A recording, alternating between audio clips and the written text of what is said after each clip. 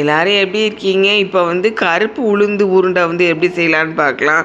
அது கருப்பு உளுந்து வந்து ஒரு 1/4 கிலோ கொஞ்சம் ஜாஸ்தியாக வந்து ஒரு பேக்கெட்டில் எடுத்து அளந்து எடுத்தாச்சு. அதை எடுத்து தனியாக ஒரு கிணத்துல போட்டு தண்ணி ஊற்றி கழுவிட்டு அதை எடுத்து வந்து காய வச்சுருங்க.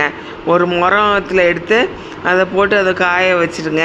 காய வச்சுட்டு அதுக்கு நல்லா காஞ்சதுக்கப்புறம் அதை வந்து மைக்ரோவேவ் கிணத்துல வந்து ஒரு கிணத்துல வச்சுட்டு அதை எடுத்து மைக்ரோவேவில் வந்து ஒரு 2 நிமிஷமோ 50 செகண்ட் அப்படின்னு போட்டு வச்சுருங்க. அதே மாதிரி 2 தடவை அதே மாதிரி மைக்ரோவேவில் வந்து அந்த மாதிரி அந்த வச்சு எடுத்துருங்க. 2 நிமிஷமோ 50 செகண்டை 2 தடவை எடுத்துருங்க. வச்சு எடுத்துட்டு நல்லா வறுத்து எடுத்துருங்க. வறுத்துட்டு அதுக்கப்புறம் மிக்ஸி ஜாரில் போட்டு அரைச்சி எடுத்துக்கோங்க. அதுக்கப்புறம் கடாயில் வந்து ஒரு 100 ml தண்ணி எடுத்து ஊற்றிட்டு கேஸ் ஸ்டவ்வில் மீடியமாக வச்சுக்கிட்டு வெள்ளைத்துண்டு வந்து ஒரு 200 கிராம் துண்டு எடுத்து அதில் போட்டு நல்லா கரைச்சி விட்ருக்கேன். கரைச்ச இதை வந்து வடிகட்டுறதுல வச்சு வடிகட்டி எடுத்துக்கோங்க. ஒரு கிண்ணத்தில் அந்த கிண்ணத்தில் இருக்கிற அந்த வெள்ளத்தை எடுத்து அந்த மிக்ஸி ஜாரில் அரைச்சி வச்ச அந்த கருப்பு உளுந்தில் வந்து கொஞ்சம் கொஞ்சமாக ஊற்றி அது நல்லா உருண்டையாக பிடிச்சி எடுத்துக்கோங்க.